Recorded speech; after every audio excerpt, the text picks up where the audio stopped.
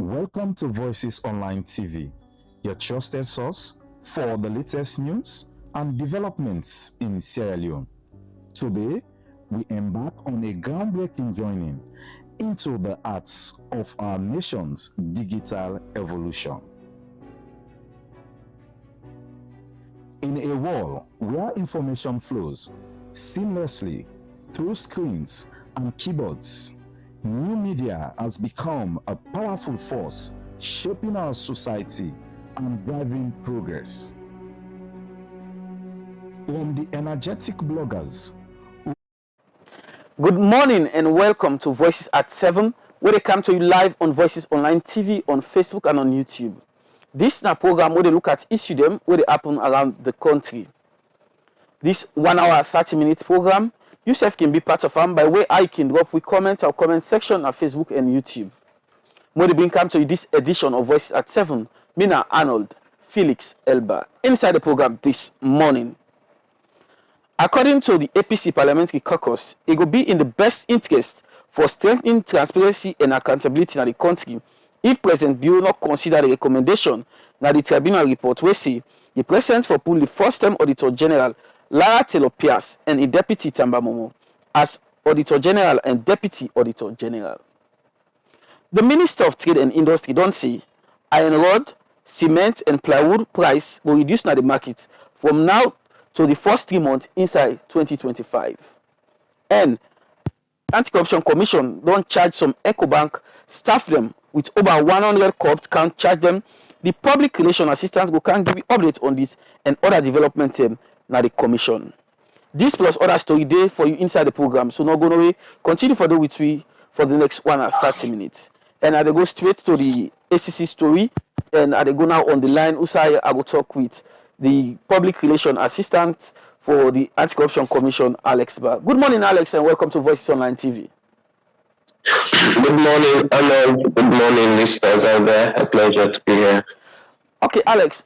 We see earlier in this year the Anti-Corruption Commission. No, they start with the corruption charges they own a levy on bank staff. Them. Tell me about this. I want to go about them. Yes, this may define this as a bombshell. You know, one kind very big scheme, corruption scheme where we unearth, where don't cost the country huge loss. As we see, we get 147 count charges of corruption, where we charge of course different persons. One, Abdul Salim Ansari, where the head of retail operations, the EcoBank Sierra Leone Limited, where the first count, the first person we charge, the first accused person. The second, of course, that the bank itself will charge as a legal person, than EcoBank Sierra Leone Limited. We also charge a certain Talu Jallo and Magnus Samuel Valentine Cole. Why we charge them people there on then huge or several count charges then? We, of course, be meant for belief, based on the evidences that we get, that then people there, you know, of course, the first accused, they machinate an entire scheme for divert monies them, revenues them, we for gonna NRA into different accounts. So what we're able to understand from the investigation that when companies, corporate entities them, when they own up to the taxes they with them for pay to government, the dependent taxes there in a bank, outside the NIA account situated, NIA accounts are different commercial bank, outside the NIA account situated now EcoBank, when the dependent tax they are to check, because then the bank now other banks them. So the dependent tax they are to check with them for cash, they receive the money now EcoBank. So what thing then they do is that then they simply you know, they render the checks that they cannot be scanned and then they request for a direct transfer of the monies there from the actual bank to side the companies then get the monies then to Usai the Eco Bank, the Usai the NIA account situated in the Eco Bank. So they request for direct transfers.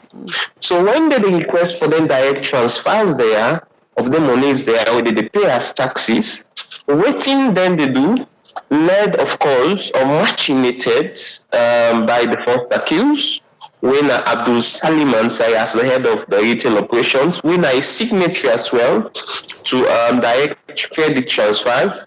They request for this type of transfer, direct credit transfer, from the other banks then directly to EcoBank. So during that process day, now NIA, now in the account name, but they alter the BBAN. The BBAN where they put not to NIA BBAN. And the BBAN of the two other persons they were accused, when are the third and fourth accused persons, when are Talu Jallo and Magnus Samuel Valentine Cole, where then are individuals then will open accounts, now then banks there. So now their own accounts actually they redirect the monies there. And when they redirect the monies there, when they enter the account, they withdraw them and they have a field day. So basically, when we investigate, we understand this. The first accused person, like I state, in my signature, in a person where they authorize, then transfer there for let them make them. So now actually we meant for understand, say, like now the brain box behind all of this scheme. So why we get even 147 count charges? So basically, then continue this thing between March 2022, I think to August, 2023, or October 2023, between this time, March 2022, October 2023, then do them things there severally, because different companies then pay their taxes, like the NPCI Limited, Oxfam, Yazbek Motors, and several other companies then. So at every point in time, we did make them credit transfers there to NRA through the banks there, supposedly to NRA through the banks there, they redirect and then we do them. So for every of them, separate times, then they accumulate to this 147 generally. So, but the charges were not just for, we share them. One, Abdul Salim Ansari, we in at the first accused person. So we charge on several account charge of misappropriation, of course, of public funds, of public revenue, contrary to Section 36 of the Anti-Corruption Act of 2008 as amended. And misappropriation of public revenue now is serious offense. We get a mandate broadly as a commission for protect public resources. Yeah? So we charge them on several account charge, we bother around misappropriation of public revenue, and other offenses. But now, where does the bank come in? The bank is a legal entity, a legal institution, and they get an obligation for report suspicious transactions then and prevent money laundering and other illicit activities then. So if you, Arnold, go open a bank account now the Eco Bank, then get your details then. If they kept seeing huge sums of money land on your account, 500 million, 500 million, then get a responsibility for raise the red flags there. They get a responsibility for inform the Financial Intelligence Agency. So if this continue between this time, 1 year, 6 or more months, around them periods, then they don't make any such effort for reports, meaning they renege in their responsibility, as an institution, the legal obligation for reports, then suspicious transactions, then they're contrary to provisions we contain inside the Anti-Money Laundering Act. So basically, now we file and against them. And then two other individuals then, Magnus and Talu Jallo, they say we charge them for separate account charges. Okay. Because if you as a person, first off, you get an account and you they get money, the no more way they come, then you get for report. But basically, what you meant to understand, of course, we get, strong evidences, then we make we believe, say, then get knowledge, they don't make report, and they were all party to this thing. So basically, just the background of this entire, matter. Okay, Alex, we talk about for the first time we see an institution being charged with corruption, not the individual, but the institution on its own. Hello? Yes, I did get you. Okay, Alex, we see for the first time a single institution being charged with corruption. What in this mean? Yes, this don't show that as a commission, we remain poised, we remain committed for protect public funds, and whoever involved, whether an individual or an institution, no matter how powerful that institution or that person is, we, play some role, we make the country, public resources would be misused, so when persons, then the other institution, then no matter who the person or institution is, they go after you. And basically, financial institutions then get critical role with them for play in detecting and reporting suspicious activities. It is part of their mandate. It is part of their role. And so if them institutions, they're like bank, they fail for fulfill this role here, it pose serious risk to public resources, and it undermine the trust of the citizens in the financial systems. So we efforts here as exemplified for hold EcoBank accountable, it perfectly aligned with our commitments there. For sure, say all the legal responsibilities of every institution, financial institutions are met. Okay, because when they don't meet their responsibilities there, look what's in the country lost. So basically, this entire scheme, what we accumulate, over 17 million, some 100 millions, we lost between this period. That are millions. So if we take out in the own currency or so, we're using it over 17 million. It's no simple or no small amount of money. We'll let the country lost as taxes then. And if we don't unearth this, then it could have gone undetected. So that's why financial institutions then, like banks, then get a huge role for play for detect some of the things there, for make reports. So financial systems will not be compromised, and we not go record such huge loss, because when we get a huge loss, then it affects public welfare, because these monies could have been used, could have been remitted into the consolidated revenue fund and used for run the country. And if they ignore responsibility, a few people then they where now individuals they're looking at them banks there, and I make part of the charges then when we charge the bank now failure for conduct due diligence. So this now for put them on their toes on their responsibility, and for remind the institution that when they fail, they will definitely face the full force of the law. So what in happen when individually are currently they under police arrest, or then they as a free somebody to work out? No, we basically get all of them persons they are within grip, and we don't charge the matter to court. So as time progresses, let the public be assured that we don't do it bits and pieces. So this matter now would be before the court, and the individuals there then be arraigned.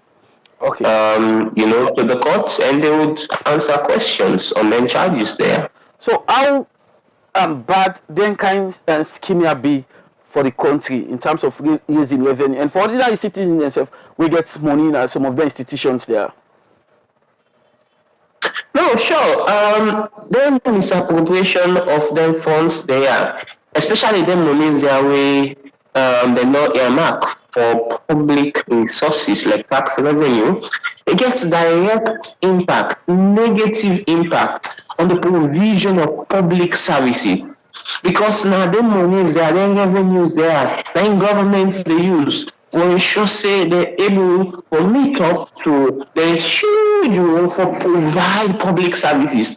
If we dey talk say we don't get global shocks, then we don't affect you as a country, and the economy has been affected some way somehow, and government they make conspicuous effort for able to provide services and other things then, and we dey get then gaps there, then then holes there where people dey use for make the country the resources the government they try for generate for address the dire needs of citizens, then they use them for themselves. It's something we get huge negative implications on public services then and entire public welfare. So now make we as a commission, the moment we recognize this, we immediately take very strong steps. And this now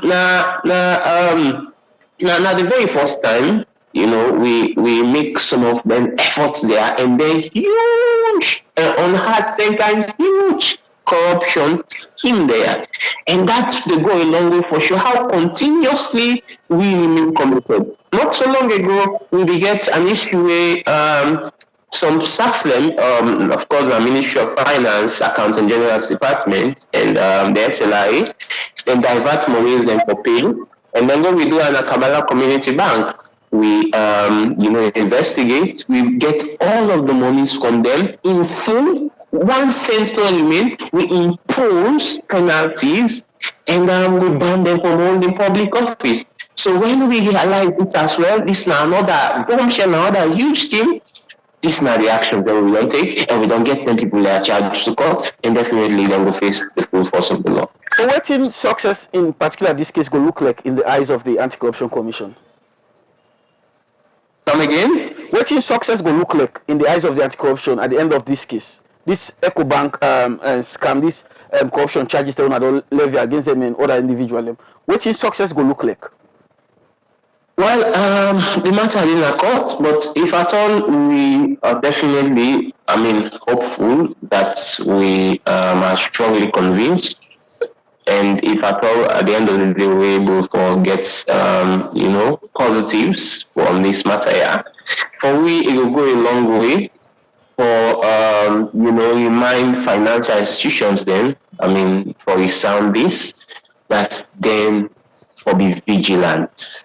If they not be vigilant in their role and cost the country any single dime in terms of resources, in terms of tax and revenues, then we pay through them also, this will be some of the impact. This will be some of the implications. And making such huge charges there, of course, it goes without saying that it gets huge damage on the individuals then, on the institutional reputational damage, and also the need for be mindful for this. That we as a commission will be unhesitant, we will be uncompromising in making sure that they heed to the mandates then, they heed to the legal and other responsibilities then, and when they fail, we will come in. So this will make them be mindful of that and continue for do what they're supposed to do, because when they not do them, definitely we will come. And if at all we get, let me say again, something successful out of this,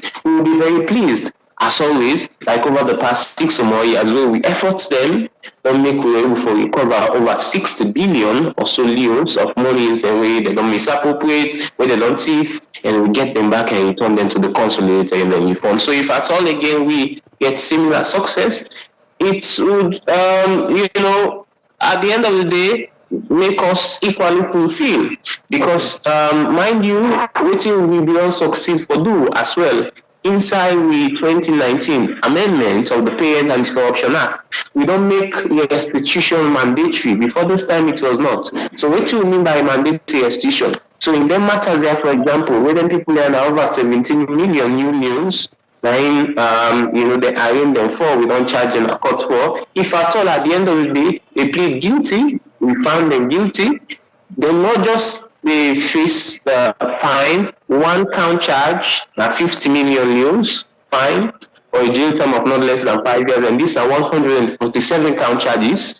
So, depending to the outcome of this matter, and just get for pay the fine, but then get for pay also the money in full, whether in question, when a restitution, when mandatory. So these are all the fine reforms that we don't make for aid in anti-corruption effort, so that we will continue for ensure the resource system we meant for the people.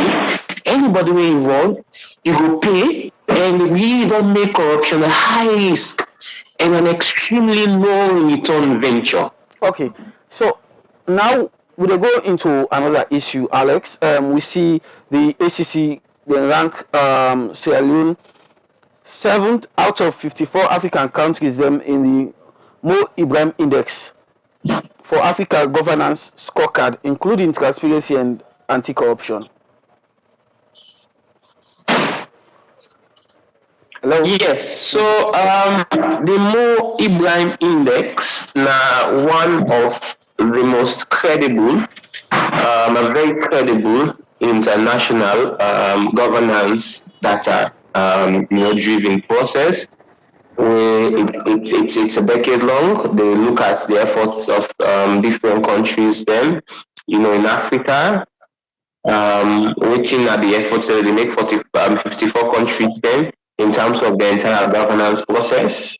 We border around accountability, we border around the rule of law, we border around the fight against corruption, and several other issues there we then group, under different pointers then. And the last time we then do this ranking was in 2014, which was a ranking reflective of 2013. So this, taking the cue from the last ranking, since I've seen a decade-long process, the 2024 newly released indexed the efforts of countries in the past 10 years in them broad pointers there, governance, transparency, fight against corruption and all. And we're reflective of 2023. And we see, just as other indexes and assessments them over the period, don't validate the efforts that we don't make as the country for one that image of a country where that was once, referred to as the most corrupt country in the world. This index don't continue or don't further reinforce such.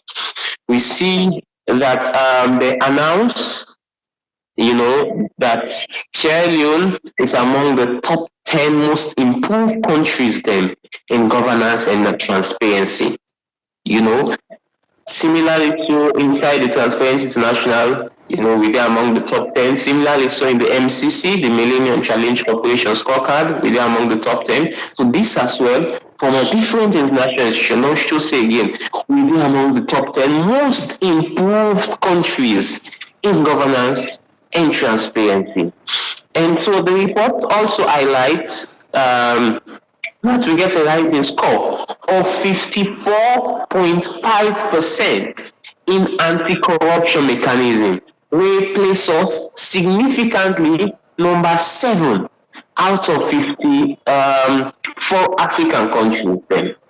And we're way above the West African average, So basically, the index remark and they sound how much and how well we really don't do in terms of efforts for, ensure say there is issues of transparency, the issues around public perceptions and public sector corruption.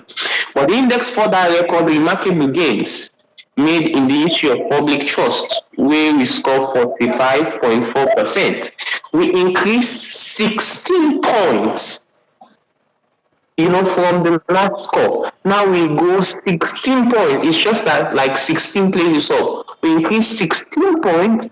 So waiting in the happen in terms of public trust back in the last assessment. So waiting public trust means, so the confidence where people can get in public institutions, in public system. I can tell you, Arnold, that as an ACS, as a commission, every day we be receiving hundreds of reports, and many of the reports that they receive Some border on corruption, and sometimes not can get any element of corruption. But why would they get all of the reports their way? Most times can come to we, and because of the confidence people repose that if I go to the ACC, definitely, then go do what they're supposed to do. Whether that's something on corruption or whether not border on corruption, we can redirect and prevail and ensure the institutions then they act on them things. And so this don't go a long way, just for crystallize that we don't move, we don't increase, we don't improve about 16 points from the last assessments then. So the index also further acknowledge, say Salone, alongside other countries like Shikos and Gambia, don't make progress. Okay. And we don't join, many of them countries there, or them few countries there, Shikos, Gambia, Ghana, as the best and top performing countries in Africa in terms of efforts for control corruption. So, what's responsible for these improvements will take place in the fight against corruption?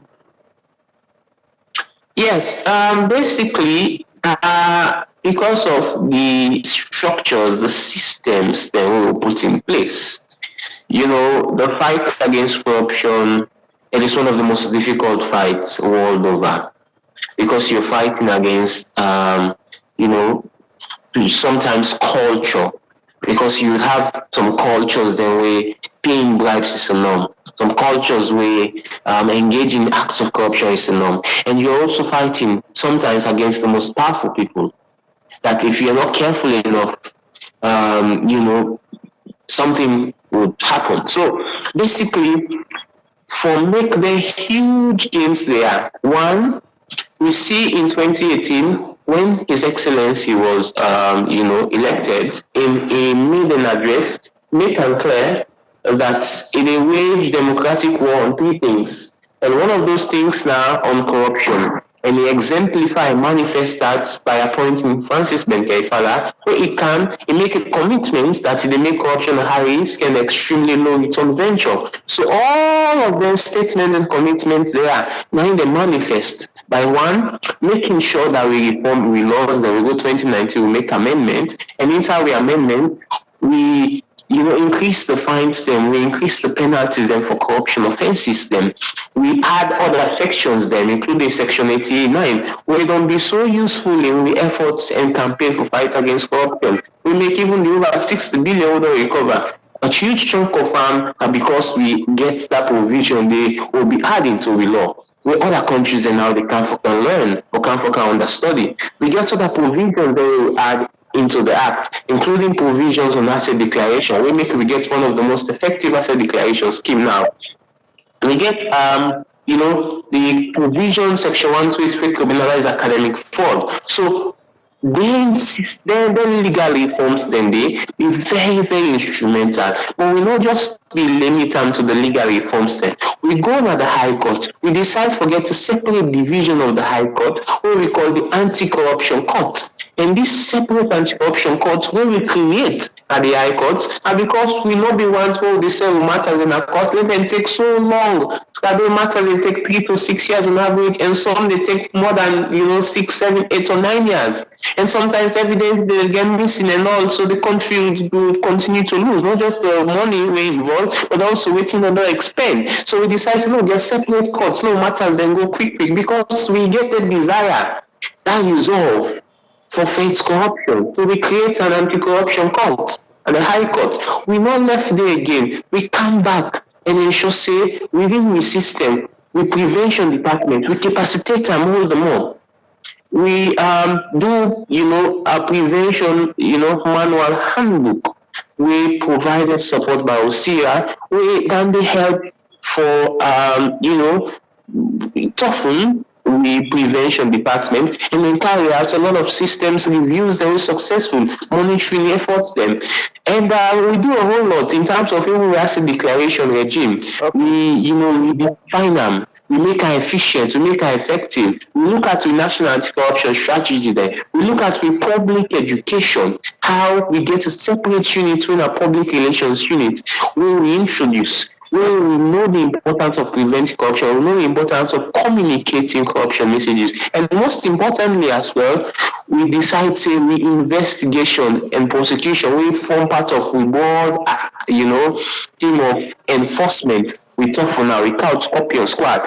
We people like standing there alone, it is send shivers down their spine. So all of them kind of reforms their own me. Where they seem very simple but very difficult. Now they really inform then progresses there we don't make. Okay. Then huge, successes there in all of the international and local data-driven assessment. Okay, Alex. I want to tell you thank you. We take you time for joining at the program this morning for give update on the EcoBank case and the moves West London make in the top 10 in the 2024 Mo Ibrahim Index. Thank you for joining Voices Online TV this morning. Thank you so much. Thank you. Yeah. And then now Alex Barr, Public Relations Assistant at the Anti-Corruption Commission. The program we watch now Voices at 7. It comes to live on Voices Online TV. Before we go online, forget another interview with somebody where they talk on human the issues them and human rights activities them. Make we go straight to the Ministry of Health and Sanitation. Who say they played with market human them. Now the Abadi Road market, not for block the road, will lead to the National Rehabilitation Center. They make this call after the Massachusetts Institute of Technology almost take $24 million project go now other country. My colleague Magdalene Carr will get more and will now report. Forgive help so people them where they live with disability so that they go able for they go about them business without the support from other people them. The Massachusetts Institute of Technology they don't provide $24 million worth of prosthetic them. According to the Ministry of Health and Sanitation 1, now the Ministry of Health and Sanitation, Dr. Charles Senesi, the country been almost lost its project because of the people them na the Aberdeen Road markets. We don't use the market for block the road where go inside the National Rehabilitation Center na Aberdeen. Get a rehabilitation center na Aberdeen there. But it's fit for purpose, but we have challenges. And one of the greatest challenges is the access to this facility. And our young brothers and sisters and other people that don't go occupy these streets, even when the big containers they come, they get difficulty for even drive or right up to the facility. And when people that they come in wheelchairs, they're able to access the facility. If you get emergency ambulances, they're able to access this facility. So we don't get series of meetings with your mama, daddy, and brothers and sisters for explaining the service. The people that are very unhappy, when especially they come, they're able to drive through this part for reach the facility. And at some point, we almost stand for losing $24 million investment because they were kind of other country. And we don't think, say, as Minister of Health, the custodian of the health of this country, we're not going to let this happen. So that we don't hold series of meetings that will be all women and brothers and sisters that will occupy this, we go there leading to the facility. And we continue to engage with them. We hold more than 4 meetings, several ones are rebuilding, Mr. Building, going to the field. We don't go there, we don't call the traders and the political leadership, the Hollywood, everybody will not sit down for let them make sure say they free this passage for we so they continue and will come pass. And the people don't know next time we can carry this facility to go everywhere. But we still get challenges.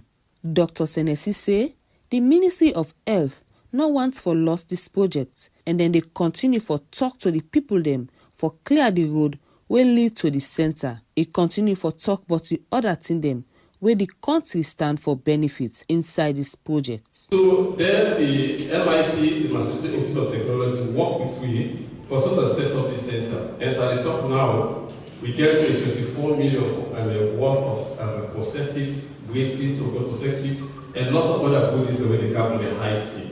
And we want for use this center as Ibrahim said, for data and clinic operations. We want for set up the state-of-art clinic in this part of the world, of Africa, especially West Africa. Sierra Leone was once the Athens of West Africa.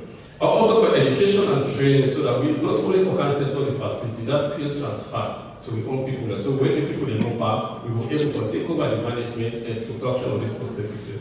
And also the supply chain, how we will bring that in back, how we will sell them right across the country and monitor them.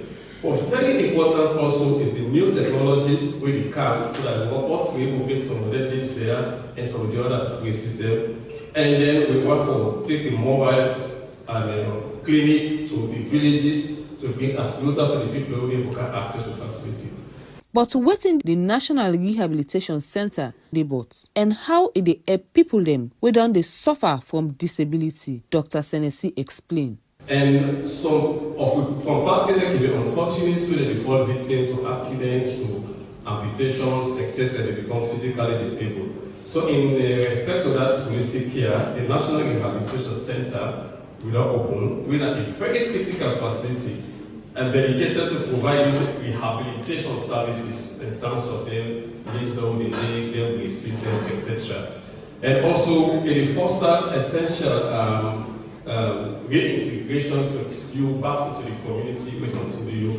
And the one way actually innovating the set of this for itself and double amputee, but because of technology where the working then it becomes certificate to the claim you will encounter with ease. All this, Dr. Charles Senesi, when na the Deputy Minister of Health and Sanitation 1, been talk to journalists them for give them updates, but he challenge them where the $24 million project face where the Massachusetts Institute of Technology don't bring am for help improve the National Rehabilitation Center na the Aberdeen Road, where go help people them where they live with disability.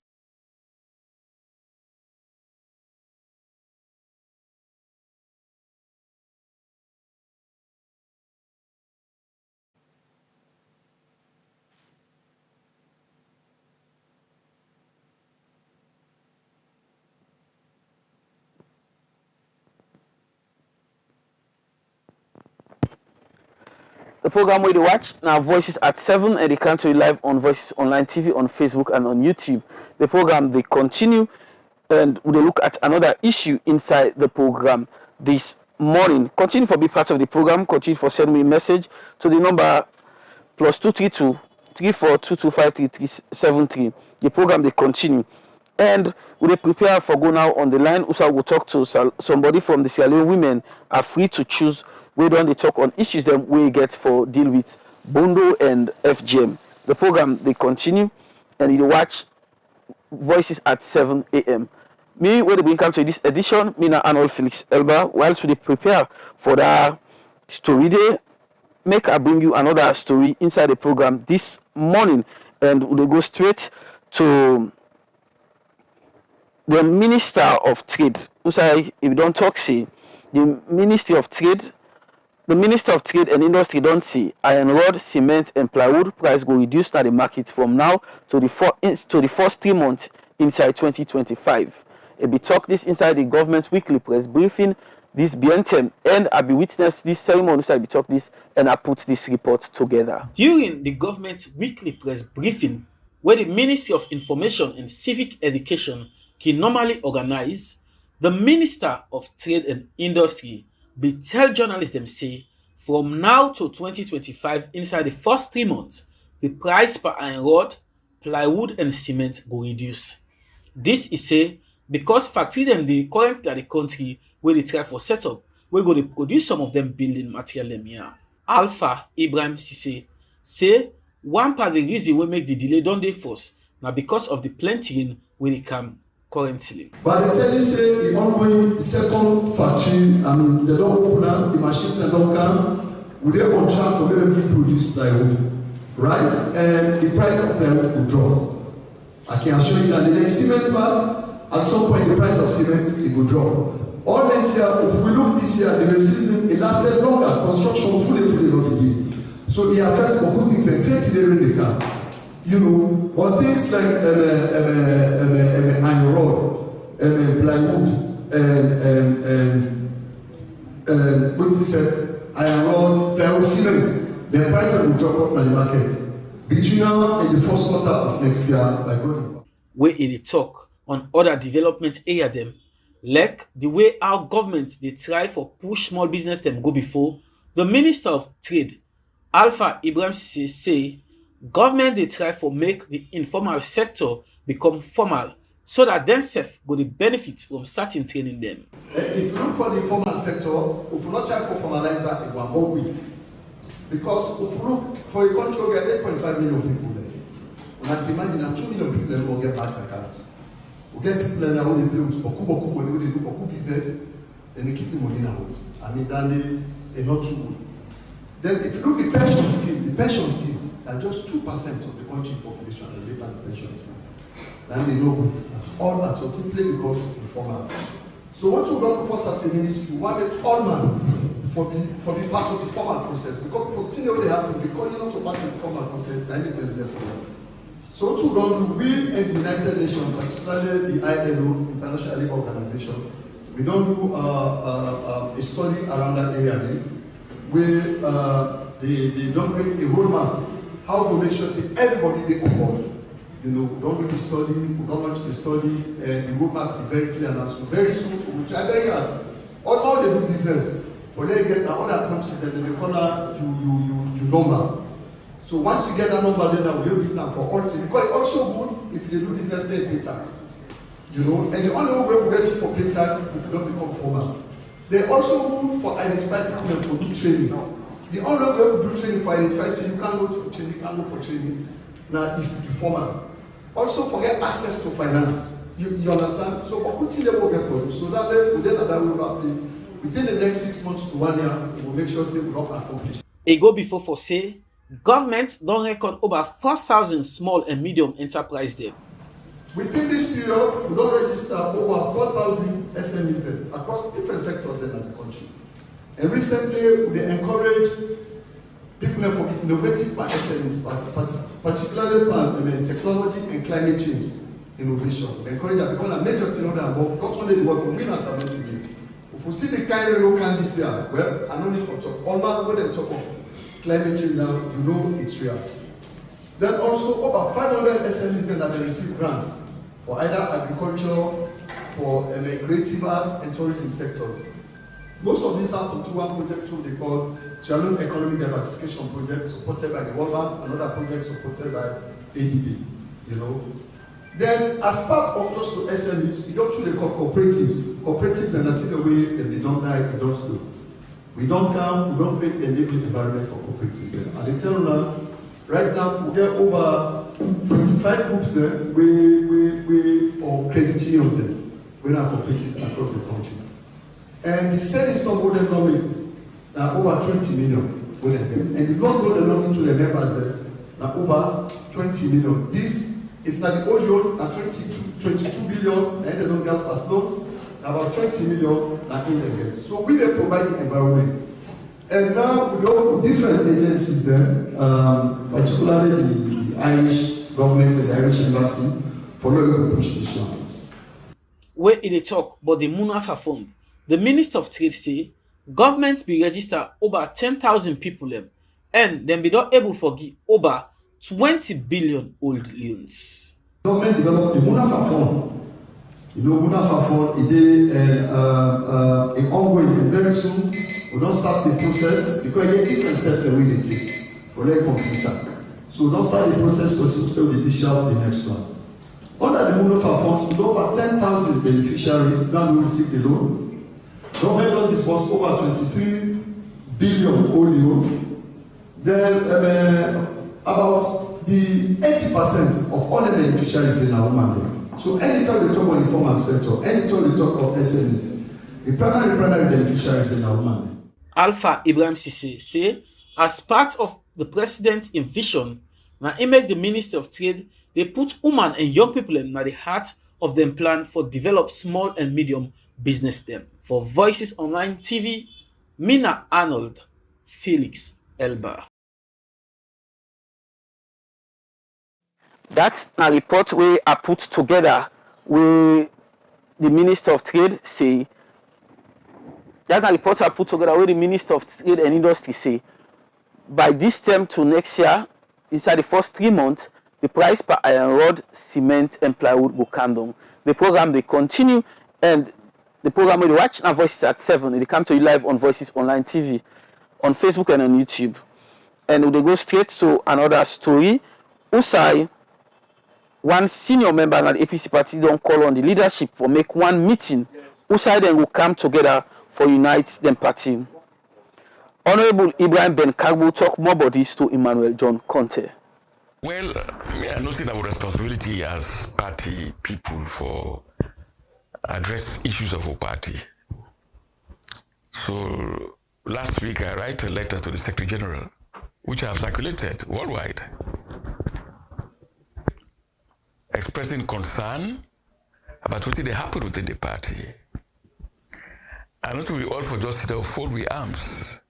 I suggested to the Secretary General and to the Chairman and to the Deputy Chairman and the Executive of the party that it was about time we convene either an expanded NAC meeting, bring in all the important APC stakeholders to that meeting to address the following. One, Dr. Samura Kamara in tenure as our flag bearer.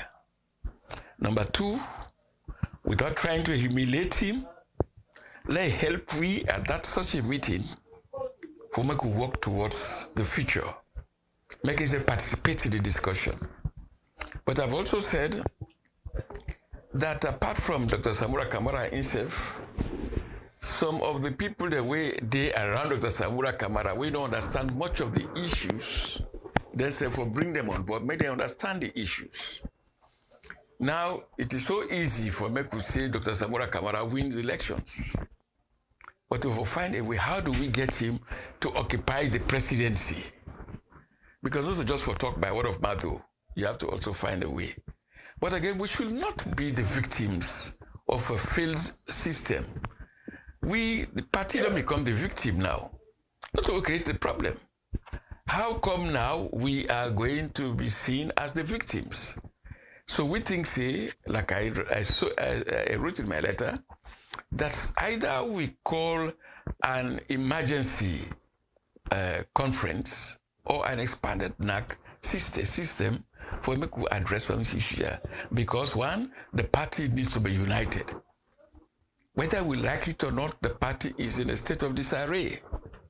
You only need to follow social media to know that the party is in a state of disarray. There's a total collapse of discipline. There's no respect for authority, no respect for law and order. People simply believe that they can do whatever they want to do. But this is an organized, a structured party. This was not the way we behaved. Even under the days of Shaka Stevens, there was, when we had the governing council, we were the last set of people who served in the governing council of the APC, or the central committee. There were rules, very, very important rules and regulations, and you go by them. Even under Momo, there were rules. They were very important people. I know them. I don't want to call them. They were expelled from the party because of their activities, wanting to disrupt the activities of the party. So these are some of the things. We don't say, let's go to that extent anymore, but we must find a way for reconcile the party. Now, I also suggested in other quarters that we should set up a small and interim committee for make sure, say, we address the issues of the various factions within the party. My position is very clear. It was a mistake in the first place to create this Team A, Team B business. It affected the party. It divided the party. People that come on board and can complain to me bitterly for saying this Team A, Team B is to exclude us, the Mendes. And that, it hit me very, very hard. And I think these are the kind of things we should begin to address. To us, it's important. But more importantly, we cannot be in a political system fighting to go to State House indefinitely. And Samura Kamara has done his best. But what do we do to make sure that the party does not lose another election? So these are some of the questions. So now my problem is, Mr. Chairman of the party, Mr. Secretary General of the party, the executive, let us have a meeting. Let us talk frankly, face to face. There are important people who are not members of the executive. but there are people who are interested in the party, who have served the party, and they're here in this country. Let us bring them on board. Let us spend a whole day or two to discuss the problems of the party. If we not recognize the fact that the party get problems, then we have problems. We have problems, and therefore we should do our best to reconcile the party, even if it means setting up an interim reconciliation committee to begin to address the issues, bring all the various factions together to forget about these divisions within the party. With these divisions, we cannot win an election. Okay. We must do our best to correct these irregularities. The way forward, what do you want to see now the APC? Well, like I said, Samura Kamara has served 2 terms as our candidate. He has done very, very well, because let us face the facts. If he did not sustain the vigor, we would not have had today a tripartite. It was because he sustained it. This is why we have a tripartite. And the tripartite, if you look at the recommendations, they are all aimed at changing the electoral and governance structures of the state. So give him that credit, right? And the next thing, and therefore we should not humiliate him. We should accept the fact that he has done his own role. That we lost 2023 could not have been entirely his fault. But we do not have the capacity to install him as president. And even though we have brought in the international community can only go this far. But at the same time, like I said, we should recognize the fact that he has performed his own duty, and we should give him respect for that. But the way forward, so I believe, like I already told the Secretary General, like I already suggested to the chairman of our party, we should work towards reconciliation of the party. We cannot go in this present form and win an election. We have to be very, very clear about that. We should work together, bring in very, very important people in society who are members of the APC, people who are interested in the party, so that we can sit down, hang heads, to find a way by which we can resolve these problems. We have the numbers. We can easily win an election any day. But without proper structuring, without proper understanding of ourselves, we may find it. That has been Honorable Ibrahim Ben Kagbo, but they talk to Emmanuel John Conte on the need, why the APC need for unite, and how them for bring Samura Kamara for play a role for bring unity and peace in the party. The program we watch now Voices at 7. They come to you live on Voices Online TV, on Facebook and on YouTube. The program they continue, and we look at another issue. They go straight on the line.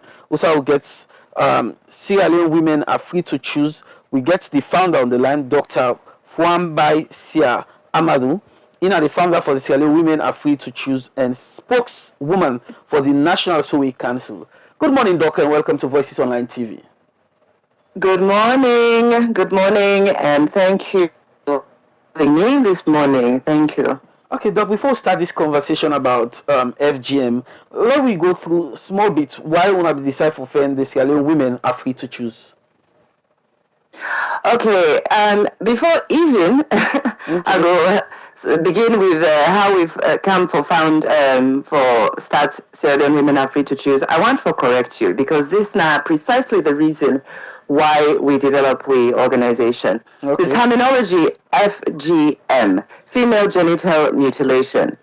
As a country, Sierra Leone, and as women in Sierra Leone, we get rid of that word, female genital mutilation. That concept was invented in the West by Western feminists. And it now a concept we do not impose on we. And we just repeat them, we accept them, we we use them, and we don't really understand what they mean. Mutilation now waiting. Mutilation now where you disfigure something, where something is dysfunctional, they work again. So when they use that terminology there, we know they understand how waiting and they really mean. So, in other words, the vast majority of women, 80% or whatever in Sierra Leone, we are mutilated. So we get to get rid of that terminology. And so back to the reason why we form Sierra Leone Women Are Free to Choose is because we want to correct some of this attitude and passive acceptance of Western terminologies, Western ideologies, and then we impose then concepts in our own society. We are women. We are African women. We are, many of us. We are members of Bondo and Sunday. We get we own gender ideology. We get we own practice. We the name not to mutilation. So now for bring an understanding of how we need for differentiate waiting we they do, stand up for waiting we they do, and separate them from other people than judgment about waiting we they do. The same practice, by the way, we themselves do not adopt inside their own Western countries. And then also for protect the rights of women and Sierra Leonean women for practice female circumcision, number one, and also the practitioners, Suez, for me and protect the within a skill. It is an actual skill, not a vocation. Now a vocation where Western doctors then don't appropriate now. Then they do the same thing, but then don't rebrand them. And then now they want kill we own society, they want kill we own practice. So then now then they make they not commercialize or then they commodify this practice where then they earn money, thousands of dollars for each operation in a Western country. Then they want, make we accept say we own na mutilation, we know for Duam, they want criminalize we own. Come on. It's the same old Western imperialism, Western colonization, Western appropriation of what is African. And we have to put a stop to it. So that was the main idea behind forming Sierra Leone Women Are Free to Choose. And also we will anticipate a day like today, we then go get the audacity for try for criminalize within our own practice, within our own tradition, and discriminate against we, and then can't fool we, because this is the idea. The one can't fool we say within we they do is illegal, where so many people around the world, even inside Western countries, then get the same or similar practices. And in addition to that, you get male circumcision now. Nobody know they after male circumcision. Why? The reason why is because then they practice male circumcision. It's perfectly acceptable. And also because now a time-honored Jewish tradition. So they're not go against them because there's so many reasons, geopolitical reasons, Western alliance with Israel and so on. They criticize male circumcision is sacrosanct. So we are testing that and we are challenging that. Why is genital cutting of boys without their consent okay?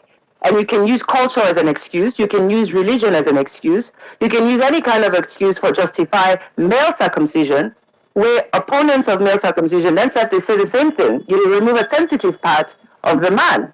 You reduce in sexual response. So they have the same arguments. You have harms. You have accidents. You get boy picking their weight and they die because of an accident from male circumcision inside the hospitals as well as inside the bush. So why they're not a target male circumcision than just to be in this female circumcision no more?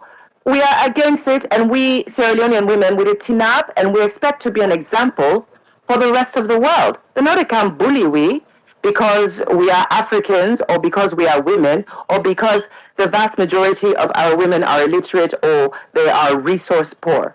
So that's not the reason for the formation of Sierra Leone Women Are Free to Choose as an advocacy, as an organization. Right now we do inside court because this very same government will get the audacity for introduce a bill for ban female genital cutting. Also back in February, then lie say to the world, to the country, say 5 pikin then die inside Bondo Bush during initiation. You see any follow-up on that? When we challenge them, when we also challenged CNN, then dropped the story. We challenged all of these other organizations that were propagating the story. They dropped it. We are the ones that got up. We defend the rights of these poor villagers. We pull them inside and go dump them, cell, and we give them private litigation attorney, lawyer, in addition to the government lawyer. So we give them the highest, available legal service, and then we saw a complete sham. Now, make hear anything about the hearing. Nobody covered it. SLBC didn't cover it. You hear gender minister come out and they talk about this case because it turned out that it was all a lie. So now the one can bring bill where if they approve this bill, this thing will now pass smack. You will have anti-FGM activists trying to outdo one another, going around the country, lying on SOAs, digging dead bodies of girls saying they died from FGM, trying to, have this propaganda spread throughout the world just to get more funding. Okay. How long will they dip on this? So this is nonsense. Doc, yes, we see recently the National Assembly Council reject the Child Rights Bill. Why UNA decide for reject this bill? Okay, first of all, I'm not to get your voice clear. Okay. So, as you know, sorry for asking you for repeats, but I don't get to the question. Your voice is a little bit muffled on the side. Okay, I asked about the National Assembly Council reject the Child Rights Bill. Why the council decide for reject this kind of bill? Absolutely. First of all, we represent the National Survey Council, and I'm glad the way you bring that up, because now the government, the gender minister, just again, this is disinformation. And then you get the information minister when I'm an anti-FGM activist, when I've been the head of Purposeful, a deliberate, unapologetic anti-FGM organization where they get funding and give funding to different groups around the country. Where now this same person, Honorable Chen Obawen, the information minister, secretly sued the government of Sierra Leone, ECOWAS, for FGM as a human rights abuse. Now in the non-can put as we information minister. So now they're all they be on this bill, yeah. The reason why National Survey Council, we represent and we advise the National Survey Council, obviously they know say this bill not in their interest. Now then they target, because it is the Western. No, let's not be naive about this. It's not to just Salome and them or whatever. This is the Western feminists where they want to destroy Bondo and Sunday. Because these are traditional women's organizations that existed the Western world, where we ancestors and don't develop this and they don't hand them down to we. So because they're not a part of it, they want to destroy it. And then they recruit people within, educated elites within our country to do their dirty work in our country. Okay. So Nadande, Honorable Dr. Mahoide on, she's a beneficiary of these funding, scholarships, and so on. So the National Survey Council understand that they are a target. This is why they were formed. And so, like I just say, this gender minister, for create confusion, they said they don't go create another National Survey Council. Okay, then now go put other presidents there. They're taking these traditional healers, calling them Sowe's, and then trying to confuse things. This morning, Seth, we've been now organized, mobilize women in Freetown and around the country for come peacefully demonstrate in our parliament. We did not get permission. We go through all the process with the IG. They were polite. They were helpful. They were very gracious to us. But then, as soon as we advertise now the demonstration, we get a call from the IG office saying, there's another Survey Council, we then say other presidents. So you have the gender ministry now interfering in the democratic process and the democratic rights of Sierra Leonean women, and we not agree for that. We are going to challenge it. We are going to put out another press release, and we are going to demand that our democratic rights are honored, that the women of Sierra Leone have their voices heard. Because within their wants, they want block we for make we come out, because they want to show the world say Sierra Leonean women are somehow in agreement or there's no disagreement about this child rights bill. Okay. That is what they want to do. And they have somebody, the information minister, where they manipulate the media for make so that only their own action, which then they do, go get across. But unfortunately for them, I'm here in the Western world. Okay, let me talk about the press release we want to put out. We want to describe the bill as an act of recolonization, and we want to call for a collective voice against it. Why? Yes. So now that I just explained, recolonization, because of the actions, the key people or interests behind this bill. Just as I don't talk so, they are Western feminists, Western women's groups, where they get their own agenda, where not to just an ideological agenda, but it's also a financial agenda. This FGM stuff now something with and on they use now as a narrative, a media narrative, which they use for raise money. So this is an entire multi-million-dollar industry. Not only that, Western women, feminists, so on, whatever, then they advance their own career. They're writing books about poor, mutilated African women and how they get for can liberate we, how this, how that, really misrepresenting our women here, African women, Muslim women who uphold the practice, and we own identity and we own history. We not get a right to we own history. We not get a right to we own identity. We get for accept their own negative and very racist and sexist ideology where they want to put span we. And we absolutely reject it. So we don't study this for about 30 years. My own job is to make our public aware of what's they go on. This is an agenda. And when I say recolonization, because after this Bondo, they want to completely destroy Bondo, female circumcision, not just circumcision, but the ideology behind it. And then the one can bring their own LGBTQ waiting stuff. And, you know, I have nothing to say about it. Okay. I spend half of my time in America. But now that ideology, then they groom we now, then they prepare we now. The next thing, that they can bring LGBTQ law and then tie that to aid. Doc, this bill, one of the consider and say, it totally it can the African culture, the Sierra Leonean culture, we na Bondo, and this bill not for protect the Pekin right. Absolutely not. Because if not for protect Pekin rights, why we not put boy Pekin there? Why is there not male genital cutting? You don't go to as a harmful practice. Just now this summer, we get a news say a boy in Kono accidentally was killed due to excessive bleeding from a botched circumcision. We know say boys themselves they die or they are disfigured or mistakes happen. So why are we not protecting boys? It is unconstitutional. Our constitutional calls for gender equality and equal protection, not just our constitution, but human rights conventions, because these people expect us to be completely illiterate or completely that we don't have any knowledge, ignorant about human rights conventions. Again, unfortunately for them, I am a human rights expert in this area, and we don't work for UNICEF. I was a senior consultant for UNICEF for 5 years inside Gambia. And I worked on these conventions with respect to this issue. So this is against the very human rights conventions when they try for use against me.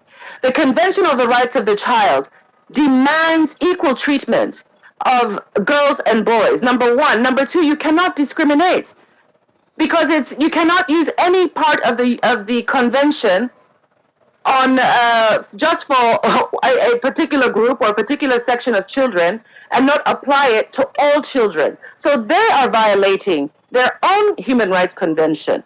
And this is also a violation of the Constitution of Sierra Leone. And just like we did, because we get a sister organization in Gambia, we then do the same thing this summer for uphold the female circumcision ban.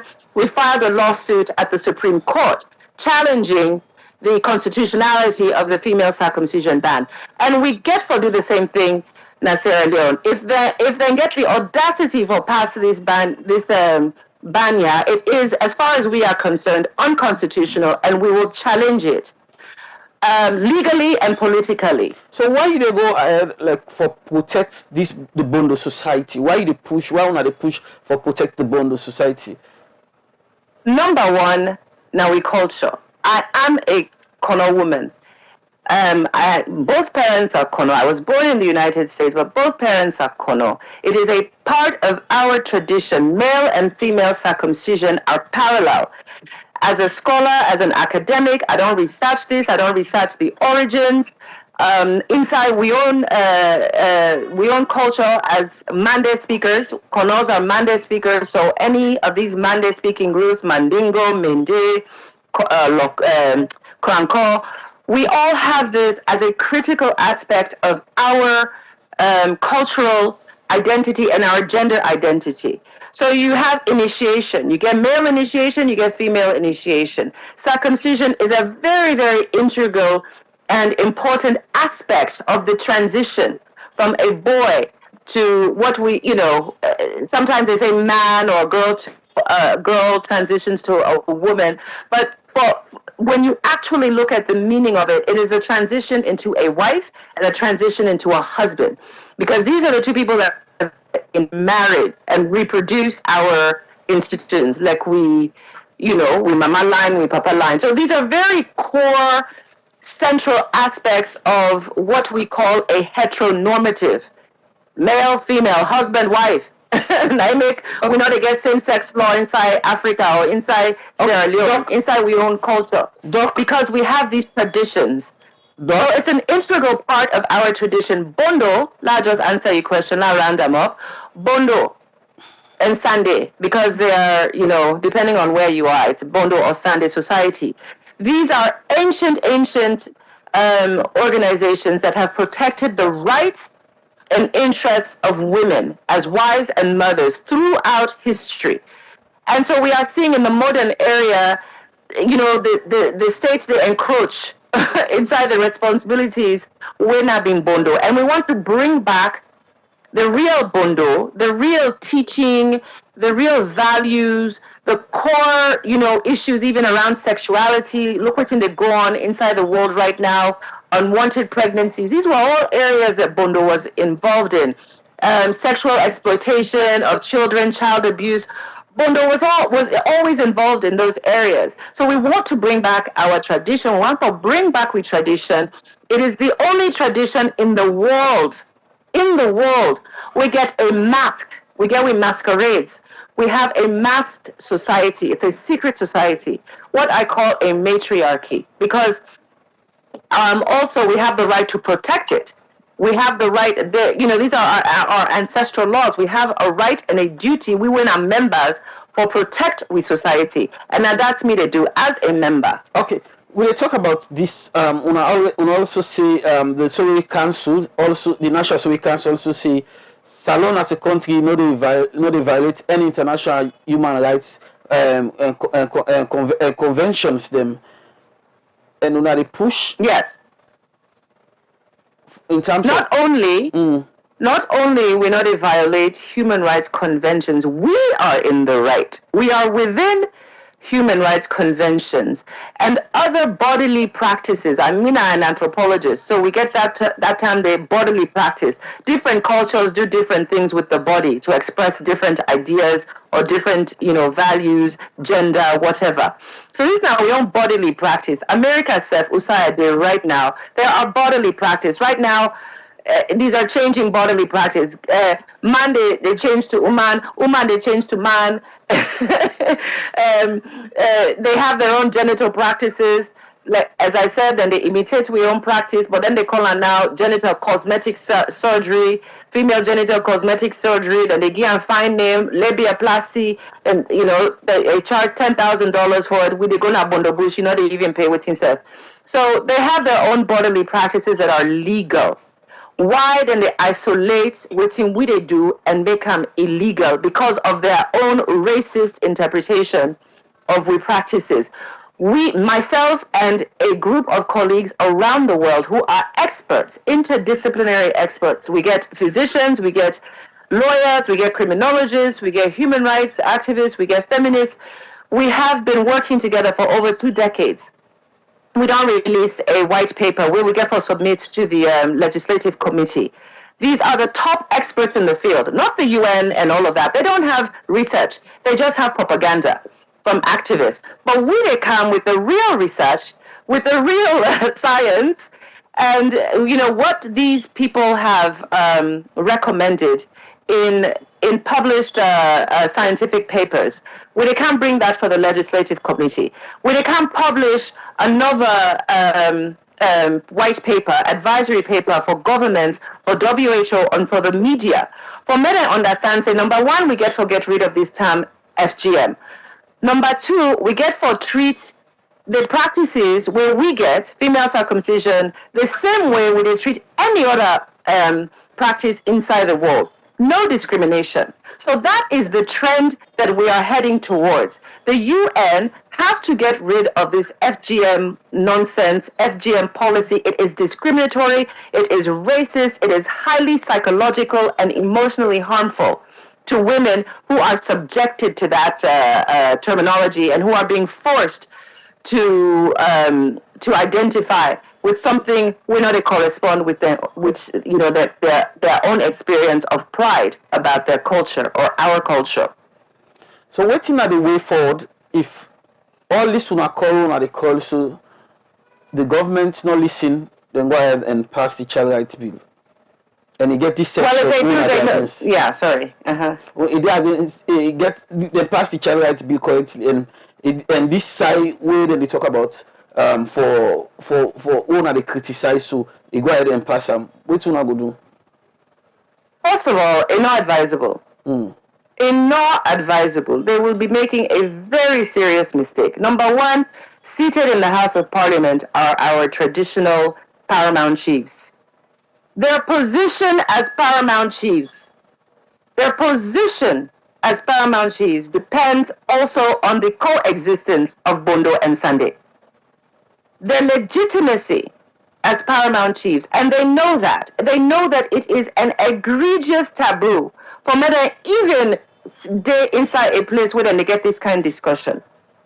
So, for the own interest of our paramount chiefs, this is something that is so taboo in our culture that it's, one of the reasons why it's so controversial for them to even bring that openly in Parliament. It is absolutely controversial. It's not in their interest. Sierra Leone is the only state, the only polity that I am aware of in Africa where you have this very important political and symbolic role of we paramount chiefdom. So it's no go advisable for we paramount chiefdom. We get the representation inside the council, inside the parliament. They have the council of paramount chiefs. So make them sit down as the traditional heads and the custodians of we land. And ultimately, although Bondo is a custodian of this aspect of our culture, ultimately we paramount chiefdom, they are our defenders. They are the true custodians and guardians of our culture and our tradition. They should not be a part of it. In fact, they should walk out. If this bill comes and there's that wording and there's going to be an open debate by ancestral law, they are supposed to walk out. Same thing with our MPs who are members. Our MPs who are members of society. They know this is not something that is supposed to be at the floor out. They have us. They are, the gender minister himself now a member. In no say, she knows where to meet us to have this discussion. She knows where to meet us, but she knows she's getting paid and financed already. This is the problem. There's so much money. You see, they introduced it with the MCC. So there's tied aid. Then no say money they beyond this. Money that has already been transmitted and money more than they expect. So this is why then they bring this kind of bill inside Parliament. So Enogo sensible, number one. Number two, is unconstitutional. Because the day, if Astafullah, if then pass this law, we go contest them inside Supreme Court. And we get for politicize them. Because we know they get another administration where they come and not defend the rights of Bondo woman them internally in Sierra Leone and outside in terms of foreign policy and we position inside the UN. Now we for the champion the rights of we women them inside UN and for the defend them. That's what used to happen. In the early days of this very government, SLPP government, there was no way in those days SLPP women, these two women who were representatives in the UN, that was their form of protest. The minute which white people brought this up, they would leave the room. Now this modern time, these women have completely forgotten who they are, their own identity, their own culture. What? For money, for finance, for Americanization. I'm American. I'm proud to be American as much as I'm Sierra Leonean. But we're not there for sell we culture because we want to identify as an American. We can keep we culture, be proud of we culture, and stand up just like the Jews do for male circumcision. You dare go tell Jewish, let them practice their Judaism without cutting, or Muslim, let them practice their Islam without cutting. That's nonsense. So if they pass this law, we are going to politicize it here in Sierra Leone. We are going to challenge it in the courts in Sierra Leone. We are going to challenge it in the Human Rights Court. We are going to bring it to the UN. So they're just basically doing our job for us. If they know what is good for them, because there is no urgency. Why something, Section 25, where they cause so much controversy, where it's discriminatory, you get for put, it's against the Constitution anyway, you get for put male genital cutting. If you want to put male genital cutting, you get for pull them. Why they not go just pull them? Why? Okay. It's a simple thing. What is the urgency? Where is the health complications? Where is your evidence of health complications? Where is your evidence of deaths, besides the ones that you are making up and lying about? Where is it? We don't ask them. You went on there for 40, 50 years, then they cry, hey, woman they die, pikin they die, da. Where would they ask them for evidence? Nothing. And just they go take one pikin, girl, whatever, oh yes, now so then do me. That's not evidence.